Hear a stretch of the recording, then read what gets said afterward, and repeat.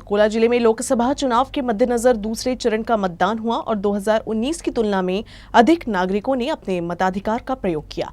इस मतदान प्रक्रिया में इस्तेमाल की गई ईवीएम मशीनों को एमआईडीसी के वखार महामंडल गोदाम के स्ट्रांग रूम में कड़ी सुरक्षा के बीच रखा गया है। ये ईवीएम मशीनें 4 जून को होने वाली मतगणना तक स्ट्रांग रूम में सुरक्षित रखी जाएगी, ऐसी जानकारी जिलाधिकारी अजित कुमार ने दी है। अकोला लोकसभा चुनाव की पृष्ठभूमि में मतदान प्रक्रिया बहुत शांतिपूर्ण संपन्न हुई।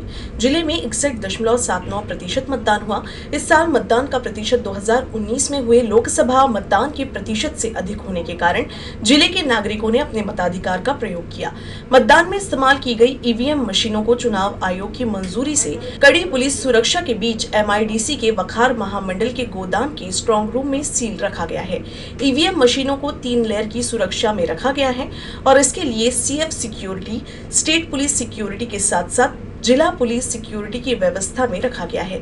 इसके साथ ही ईवीएम मशीनों की सुरक्षा के लिए 24 घंटे सीसीटीवी कैमरे रहेंगे। 4 जून को मतगणना होने तक ईवीएम को सील बंद अवस्था में गोदाम में रखा गया है। इस ईवीएम से किस प्रत्याशी की किस्मत चमकेगी, ये तो 4 जून को ही पता चल पाएगा। इस पर अधिक जानकारी दी अकोला के जिलाधिकारी अजित कुमार ने। वातावरणात आणि उत्साहात ही मतदानाची प्रक्रिया पार पडली असून यामध्ये अकोला लोकसभा मतदारसंघासाठी एकूण 61.79% इतक्या प्रमाणात मतदान झालेलं आहे आणि निश्चितच हे मतदान 2019च्या निवडणुकीच्या प्रमाणात वाढलेलं दिसून येतं।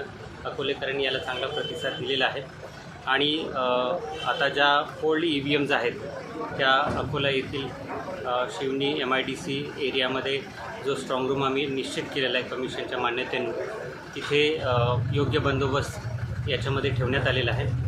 3 लेयर सिक्युरिटी इन्शुअर करण्यात आलेली आहे। याच्यामध्ये सीएफएफ सिक्युरिटी असून त्यासोबतच स्टेट पोलीस सिक्युरिटी देखील इथे उपलब्ध आहे आणि यासोबतच सीसीटीव्हीची सतत निगराणी देखील इथे राहणार असून दिनांक 4 जून म्हणजे मतमोजणीच्या दिनांकापर्यंत या ईव्हीएम इथं सुरक्षित ठेवल्या जातील।